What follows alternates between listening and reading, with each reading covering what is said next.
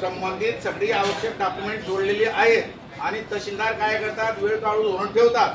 समोरची पार्टी जर समजा दांडगी असेल, पैसेवाले असेल, व्यापारी असेल, सावकार असेल, तर या गरीब शेतकऱ्यांच्या अर्जाकडे तहसीलदार लक्ष देत नाही.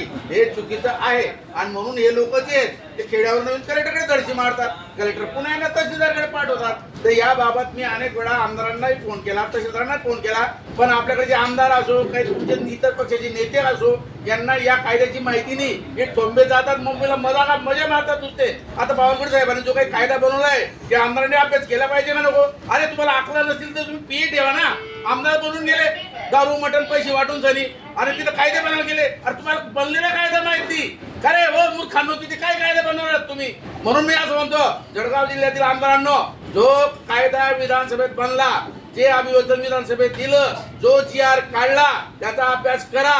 जर अक्कल असेल तर आमदार बना, नाही तर दुसरे काम करा. दारूचे, रेतीचे, कुंटण खाण्याचे, डांगबारचे धंदे चालवा.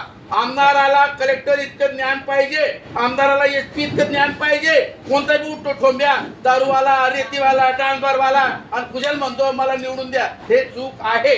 आणि म्हणून मी असं म्हणतो, शेतकऱ्यांचा फोन आमदारांनी उचलला पाहिजे. आता जर एखाद्या रेती माफ्याने फोन केला तर गुलाबराव उचलतील, रेती माफ्याने फोन उचलला तर अमोल जावडे उचलतील, एखाद्या दारूवाल्याने फोन केला तर किशोरप्पा उचलेल. अरे तुम्ही गुन्हेगारी लोकांचे फोन उचलता आणि ज्या लोकांनी तुम्हाला निवडून दिले शेतकऱ्यांनी त्यांचे फोन उचलत नाही. तुम्ही काय आमदार आहेत का रे?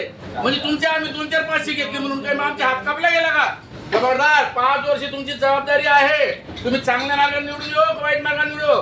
जळगाव जिल्ह्यातील आमदारांनो, तुमचं कान खोलून ऐकून घ्या. मी सांगतो तुम्हाला, शेतकऱ्यांचा फोन उचलला पाहिजे. रेती मातीचे, दारू दरबडाचे, डांगबारचे फंदात पडू नको. जे आपलं जामनेरचे गिरीश महाजन असो की खडसे असो, अरे कशाला लैंगिक गोष्टी करतात रे? बायांच्या फालतू गोष्टी, याच्या एवढ्या बाया त्याच्या तेवढ्या बाया.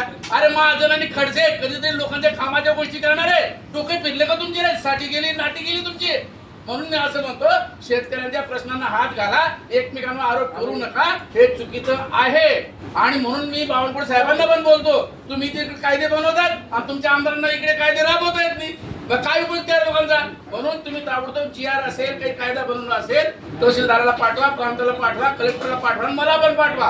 किमान काय माहिती का, तुम्ही निवडून आले, तुम्ही मंत्री झाले, तुम्ही कायदे बनवले आणि जर कायदे शेतकऱ्यांचे उपयोग पडत नसेल तर काय कामाची तुमची विधानसभा बंद केल्या, कुलूप लावले तर मशी बांधतात त्याच्यामध्ये. अरे आमदारांनी कायदे बनवले, मंत्र्यांनी कायदे बनवले, तर कायदे शेतकऱ्यांपर्यंत पोहोचले पाहिजे ना यार. हे नुसते ते मजा मारा पेपरपर्यंत बातमी द्यायला चूक आहे.